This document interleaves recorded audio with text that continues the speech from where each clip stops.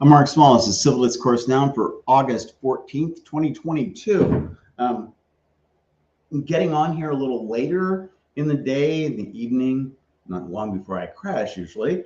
But I was doing a lot of other things and I blogged today and was working on briefs. But it's really interesting. And I want to make sure I address this because during the 2008 presidential campaign, Sarah Palin talked about job creators, how job creators were really important.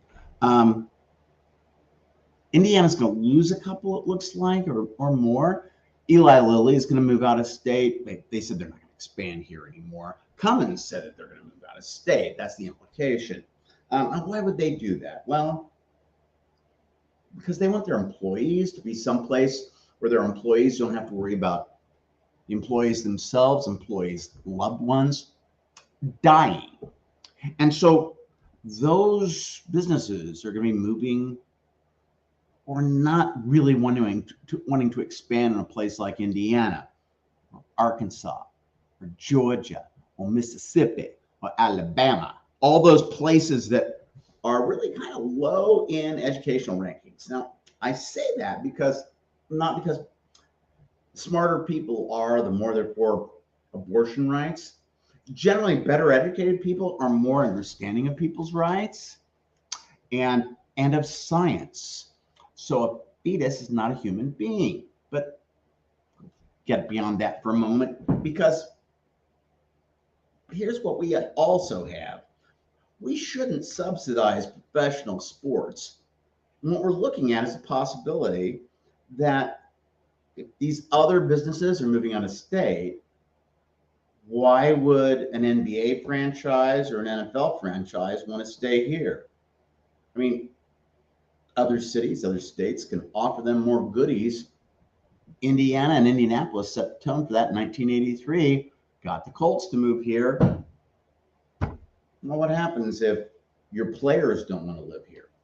Because the players would have to worry about like the WNBA team that we have here, the Indianapolis Fever. It's a women's team. Why would they want to live here? What if they had a problem with a pregnancy, or their spouse had a problem with a pregnancy, or any loved ones would? Why would you want to live someplace where medical care is determined by religion and not by science? But that also means that all of the money we've shoveled into pro sports franchises here, like the Pacers and the Colts,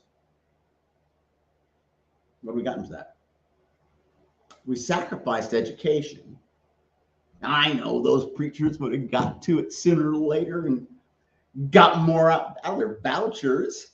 But we really sacrificed by putting money into sports franchises.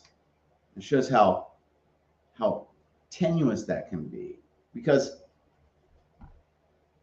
after a certain point, especially with the conditions as they are now, if a sports franchise moves out of state to another city that has that recognizes the standards set in Roe versus Wade and doesn't have healthcare policy determined by people with degrees from Billy Bob Bible College. Sorry to put it so brusquely. Okay, I know Bob Jones University. There's one where until a few years ago, Black people weren't viewed as being equal with white people, and it was a private school, so they could kind of get away with that. That's what we're faced with. That's part of the backlash we're seeing, is people are recognizing it's a threat to health care. I'm Mark Small, Civil Discourse Now on Sunday, August 14th, 2022. Peace, take care, harmony, all that stuff.